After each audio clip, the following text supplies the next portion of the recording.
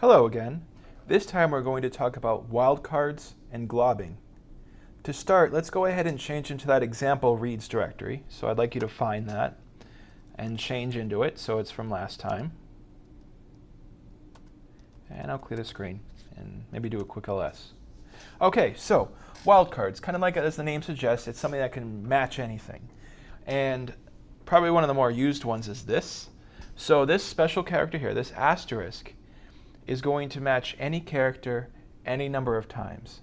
And where the word globbing comes in is that you can supply this as an argument to something. And what it's actually going to do is it's going to look around in your working directory or whichever path you specify. It's going to look for things that match this pattern, and then it's going to collect them. And imagine like a sticky ball that's just rolling around, and anytime it finds that pattern, it's going to add it to the big mess, and then it's going to bring it back. And it does so in alphanumeric order, which is something important to note, because then you'll know the order in things that match if you've got multiple files. And anyway, it's going to bring it back, and then it's going to place it in that order, kind of like a space-limited set of these arguments. And you didn't have to type them all out, so it saves a bunch of time when you want to act on a bunch of files that are similar in some way, like maybe they have the same extension at the end, or a similar pattern in their name, because then you can look for those, define a pattern that can find it, then you send that glob ball out, grab them, bring them back, and then use it for your command without having to type it all out. I'm going to show you a really basic example of what I'm talking about. ls space, just this right here, and this matches any character any number of times. So really this is almost like the equivalent of ls. And I do this, and then it will look for things inside of ls, and also it's going to actually call ls on the directory as well. And when you call an ls on a directory, it actually turns out that it will show the stuff inside of it. That was the equivalent of doing something like this, actually, ls on another directory. If you call ls on a file, well, it just shows the file. So anyway, what I'm just trying to show is that this would match anything. But what if we wanted to be more specific? Well, then this is where it becomes really useful, because what if I only wanted to see files that end in .gz? Like imagine this was a gigantic directory that had all kinds of stuff, but I just want to see maybe what was compressed by gzip. Well, to do that, I could do something like this. Now here's that wildcard again. And where this is coming into play is that it's going to match any kind of character, any kind of number of times, up until this point. So then now we're going to give it something that modifies this pattern. This .gz means that it will match everything, but the very end has to have a .gz. Otherwise, it's not going to match. So now when I give it this, it should only show the .gz files and not the another directory. So let's try that. And as you can see, this time, based on what it was matching, this would not be included. And we could kind of do this the other way too. So if I did an ls ac asterisk, what this is doing is it's saying that it can start with an AC and then it can have any other letters afterwards. So it has to start with an AC. And you can actually combine this. So let me just hit enter to show you that this does work. And I could do something like this too, AC asterisk .gz. That would mean it can only it has to start with an AC, it matches any number of characters, and then it must end in a .gz. Just like that. So as you can see, you can come up with these patterns to really narrow down what you want to match, and then it's going to add those as arguments to your command. Now ls, it might not be too special, but what if you wanted to say move a bunch of things, and suddenly this could come in pretty useful. I'll also add that the asterisk is not the only kind of way you can use wildcards and globbing. There's another one. So like for instance, I'm going to show you this.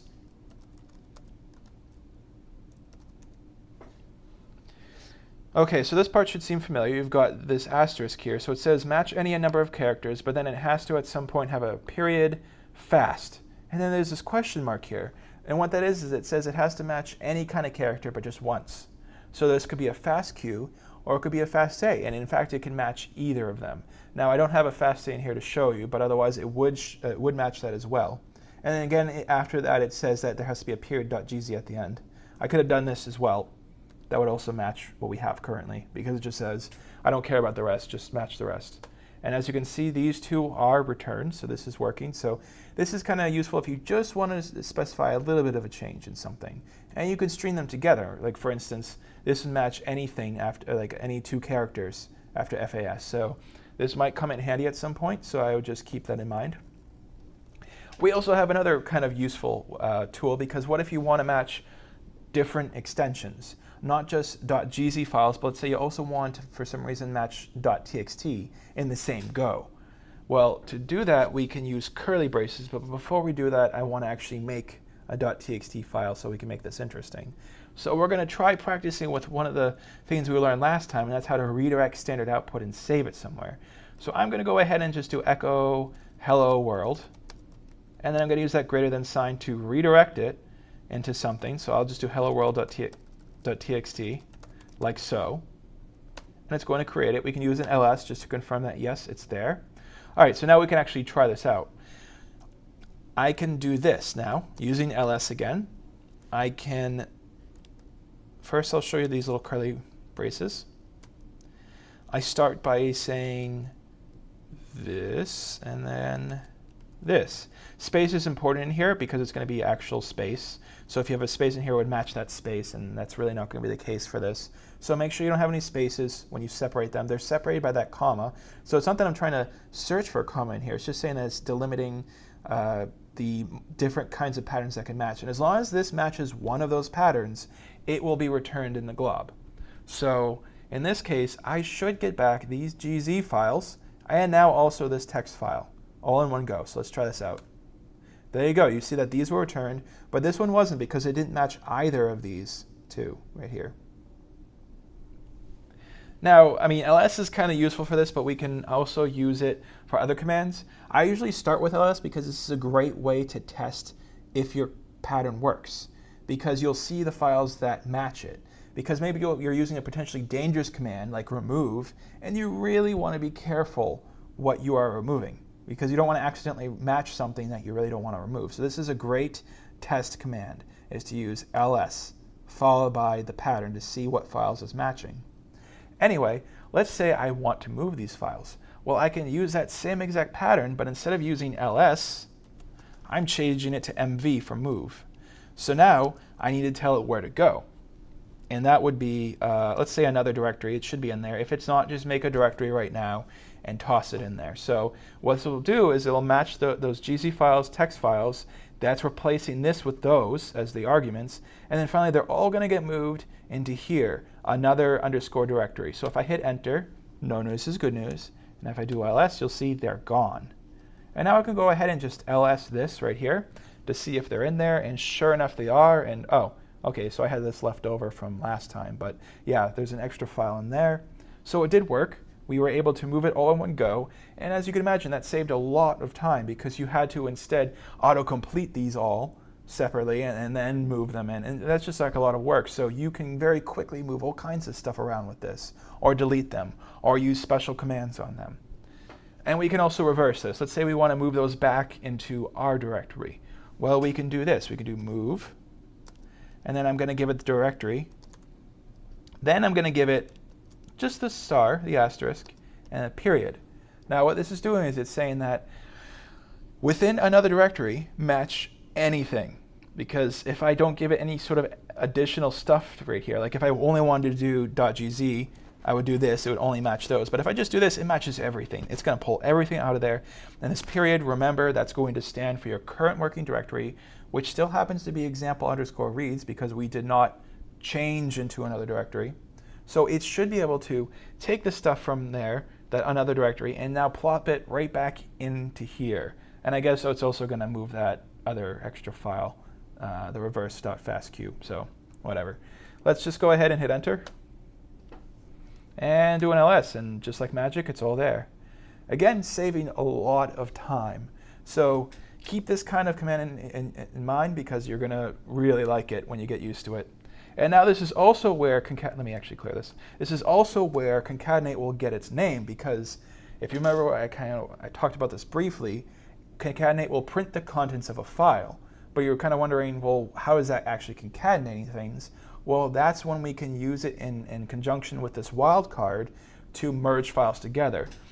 And where you would probably see this is when we're doing stuff like assemblies.